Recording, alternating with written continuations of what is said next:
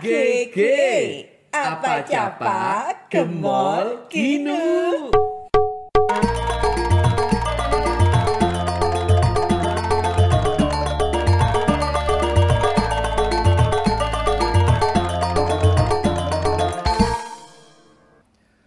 Kalau sudah mendapatkan suatu pekerjaan yang enak, itu mapan, gaji nyaman, gaji per bulan bisa dijagakan, jagakno maksudku, iya maksudku gitu, itu rasanya kalau kita mau ada suatu hal yang mengganjal itu kayak sing eman gitu ya rasanya. Iya. Tapi namanya hati, kita nggak pernah tahu gitu ya. Emang maksudnya apa? Embo. Cak Gemol. Iya, ya gini. Biasanya no pantun. Iya. Aku gak ono. Apa no? Entek gini. Aku masak pantun ngene rek. Masak ngene rek. Kalau makan jangan berserakan. Cakep. Jaga dapur biar tak berantakan. Cakep. Mumpung salam belum saya ucapkan. Yang ingin ke WC saya persilakan. Sok ngono gak enak. Assalamualaikum gitu yuk. Yuk gino. Wes sudah gak enak, tapi diucapkan. Iya kan aku gak nemu. Ya, Cak Gemol. Yuk gino.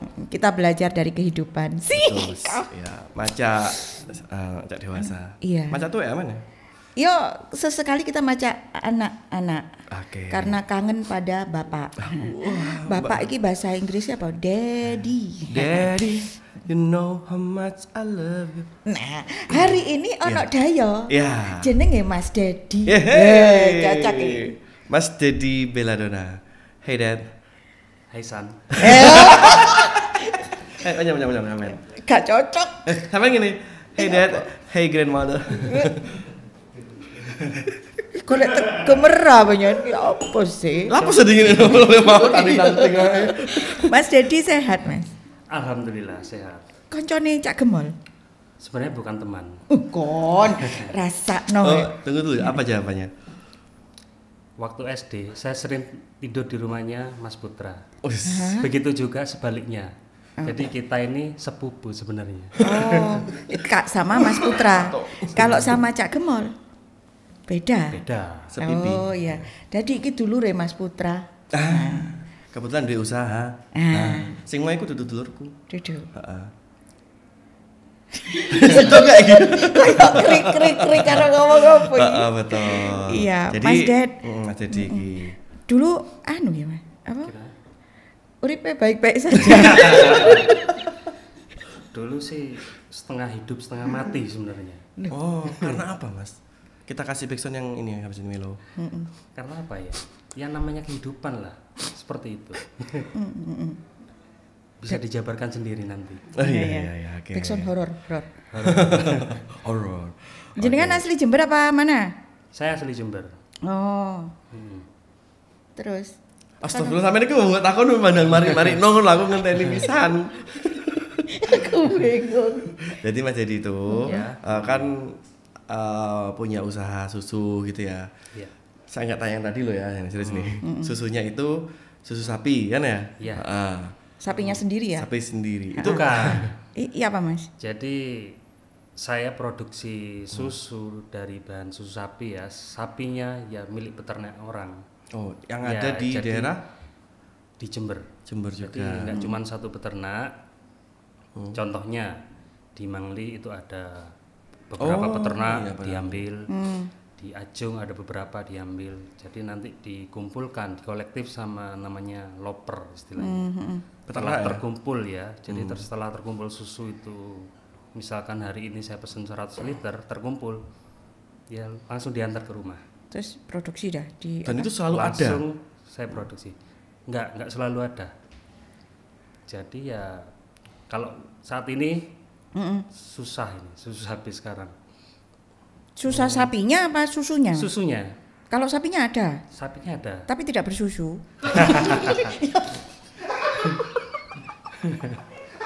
Aku bayang yuk. Lucu ini. Iya toh. Iya ya. Iya. Mungkin kebanyakan sapi cowok ya. Oke, pertanyaan sekarang, kenapa harus susu sapi ya produknya kok kayak yang lain? Kambing itawa milih. Susu. Kan ono nggak percaya. Ya berawal dari apa ya? Berawal dari minuman favorit saya sebenarnya. Oke. Jadi awalnya saya di Jogja waktu itu. Ada kedai susu sapi yang diolah dengan rasa-rasa coklat, strawberry. Kemudian saya Enggak orisinil apa jenenge rasa susu biasa gitu enggak ya? maksudnya original. Ono rasa-rasanya. Ditambahin Ada rasanya. Strawberry. Iya, jadi ini seperti milkshake lah. Bukan seperti sih, memang produknya saya ini milkshake. Jadi susu sapi ditambahin ice cream lah istilahnya. Jadi sudah nyusu, masih nyusu. Jadi tambah susu gitu. Nyusu banget. Nyusu banget ya. Iki salah info tanya apa? Gimana? Di sini kan tertulis Mas Dedi ini sebenarnya bekerja di salah satu BUMN. Oh iya. Ya apa gitu ceritanya? Iya, Bang BUMN ini gimana ceritanya Mas? Ya, dulu Masih itu. sudah resign. Posisinya udah lumayan juga padahal. Oke. Jadi saya kerja di salah satu perbankan BUMN tahun masuk 2008 akhirnya. Kemudian setelah melewati ya namanya pekerjaan, tahun 2014 saya mencoba merintis usaha. Yaitu tadi karena pengalaman, maksudnya setelah saya dari Jogja mencicipi susu sapi itu, kok enak. Terus saya punya ide. Gimana kalau misalkan saya bikin usaha susu sapi sesuai dengan taste yang saya mau gitu loh. Bukan yang pasar mau padahal ya. Bukan. Yang saya mau aja. Oh iya. Egois asli. Iya, biasanya kan orang usaha kan ini mengikuti pasar apa yang diinginkan gitu ya. Soalnya pasar kan nggak nentu. Si Iya. A ada yang suka, si Iya, B ada bener. yang enak. Iya, bingung kok. Istilahnya manut saya ya wis gitu. Iya. Waktu era itu di Jember sih belum ya Mas ya? Di era itu belum ada. Belum ada. Jadi awalnya saya buka susu itu pakai itu booth ya. Booth di depan minimarket, kita sewa lahan ya per bulan. Pakai cup. Kemudian saya jual, proses berlangsung berbulan-bulan. Saya rasa kok penjualannya tuh kurang maksimal. Belum resign waktu itu ya? Belum. Jadi tahun 2014 masih belum resign. Penjualan itu masih ya dikatakan hanya orang mampir lewat beli, mampir lagi beli. Jadi untuk gaji karyawan atau apa itu dirasa pas gitu loh. Nggak bisa nabung, sepertinya seperti itu. Kemudian sempat setelah itu saya vakumkan selama setahun. Karena Ya karena susunya nggak ada. bukan nggak ada, hasilnya kurang maksimal. Oh, oke. Omsetnya kurang masuk lah gitu ya. Iya, jadi istilahnya Pak Pok gitu, dapat capeknya aja. Pak. Pak Pok kalau bahasa Jawanya ya. Gini loh, Berarti- Pak. Wah, gitu. Lagi. Enggak. Lanjut Mas. Ini lanjut. Jadi vakum setahun berarti jenengan terus fokus di karir itu ya. Iya. Makanya sampai di posisi yang keren. Ya enggak juga. Lah, tapi kok dilepas ngono lho yo gemes Iya. aku ngrasakno. Kenapa harus melepaskan itu yang sudah ada, Mas? Jadi waktu itu setelah saya vakumkan yang usaha 1 tahun itu di 2014 kebetulan saya pindah di Kalibaru. Ya, di perbankan. Salah satu cabang di sana lah ya. Iya. Jadi saya ngekos, juga saya pulang. Oh, oke. Kalibaru punya kos-kosan. Kadang kalau pengen pulang ya pulang. Jaraknya sih kurang lebih kan 1 jam dari Jember Kalibaru ya. Iya.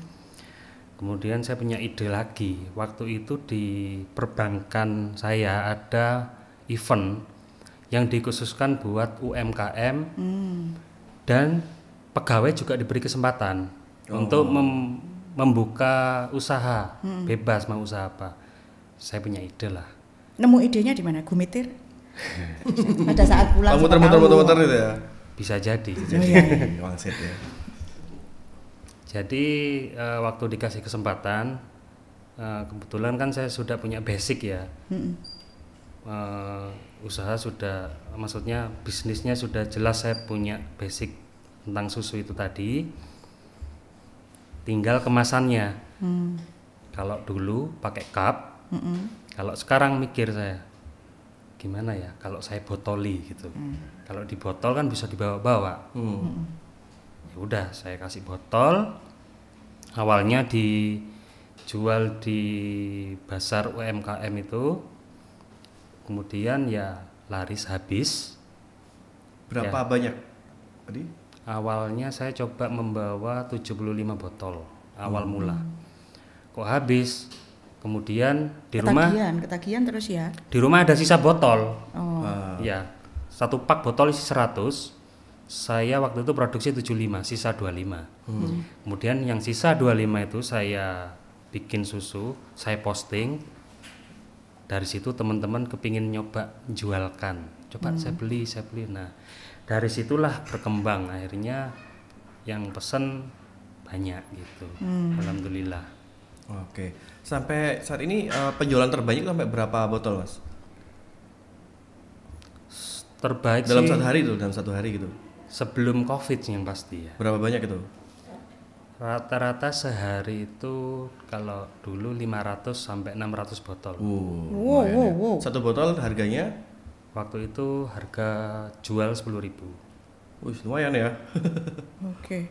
Terus resignnya itu setelah Covid atau sebelum? Sebelum. Jadi saya resign di tahun 2018 awal.